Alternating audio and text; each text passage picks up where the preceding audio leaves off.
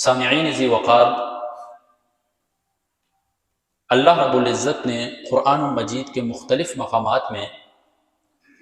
ایک عقیدے کو ثابت کیا ہے۔ وہ عقیدہ یہ ہے کہ اللہ رب العزت بروز محشر ایک ترازو، ایک میزان قائم کریں گے اور اس ترازو اور میزان کے اندر ہمارے اعمال کو تولا جائے۔ یہ بات پہلے تو بہت عقل سے بعید لگتی تھی کہ انسان کے اعمال جو کہ نظر نہیں آتے ہیں ان کو کیسے تولا جائے گا، لیکن جیسے جیسے وقت گزرتا گیا تو وقت نے ثابت کیا کہ انسان جو کہ ایک کمزور مخلوق ہے وہ اس طرح کی چیزوں کو تول سکتا ہے، تو تمام کائنات کا رب جو ہے وہ پھر اس چیز کو کیوں تول نہیں سکتا ہے؟ لہٰذا وہ تمام اعتراضات میزان کے اوپر جو تھے وہ وقت کے لحاظ سے ختم ہو۔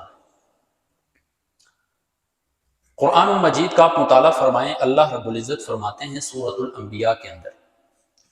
وَنَضَعُ الْمَوَازِينَ الْقِسْطَ لِيَوْمِ الْقِيَامَةِ،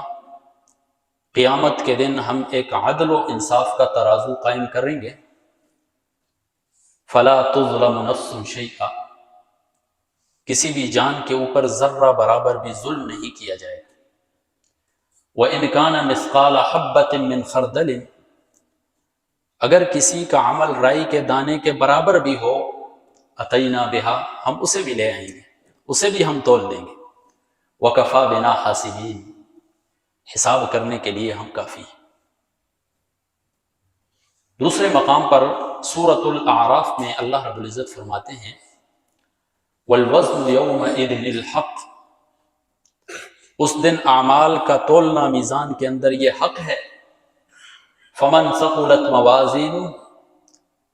جس کے پلڑے بھاری ہو گئے نیکیوں کے ساتھ، فَأُولَئِكَ هُمُ الْمُفْلِحُونَ، وہ کامیاب ہونے والوں میں سے۔ وَمَنْ خَفَّتْ مَوَازِينُهُ، اور جس کے ترازو کے پلڑے ہلکے ہو گئے، فَأُولَئِكَ الَّذِينَ خَسِرُوا أَنفُسَهُمْ، یہی وہ لوگ ہیں جنہوں نے اپنے نفسوں کو خسارے میں ڈالا ہے، بِمَا كَانُوا بِآيَاتِنَا يَظْلِمُونَ،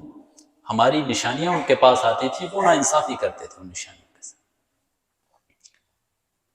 پھر قرآن مجید کے 30ویں سپارے کے اندر سورۃ القارعہ میں اللہ رب العزت فرماتے ہیں فَأَمَّا مَنْ ثَقُلَتْ مَوَازِينُهُ، بہرحال وہ شخص جس کے میزان کے پلڑے نیکیوں سے بھاری ہو گئے، فَهُوَ فِي عِيشَةٍ رَاضِيَةٍ، وہ اپنی من پسند زندگی گزارے گا۔ وَأَمَّا مَنْ خَفَّتْ مَوَازِينُهُ، اور جس کے پلڑے ہلکے ہو گئے، فَأُمُّهُ هَاوِيَةٌ، تو اس کا ٹھکانہ ہاویہ ہے، ایک گڑھا ہے۔ وَمَا أَدْرَاكَ مَا هِيَ، اے انسان مرد و زن تجھے کیا معلوم ہاویہ کیا چیز ہے؟ نار حامیہ، دہکتی ہوئی ایک آگ ہے، اس کا مقدر ہے۔ ان آیات سے معلوم ہوتا ہے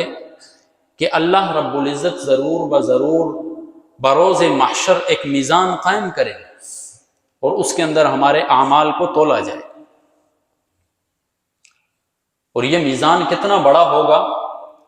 روایات کے اندر آتا ہے کہ میزان اتنا بڑا ہوگا، ساتوں زمینوں اور ساتوں آسمانوں کو اس کے ایک پلڑے کے اندر اگر رکھ دیا جائے پھر بھی اس میں جگہ باقی ہوگی۔ اتنا بڑا میزان اللہ رب العزت عدل و انصاف والا قائم کریں گے،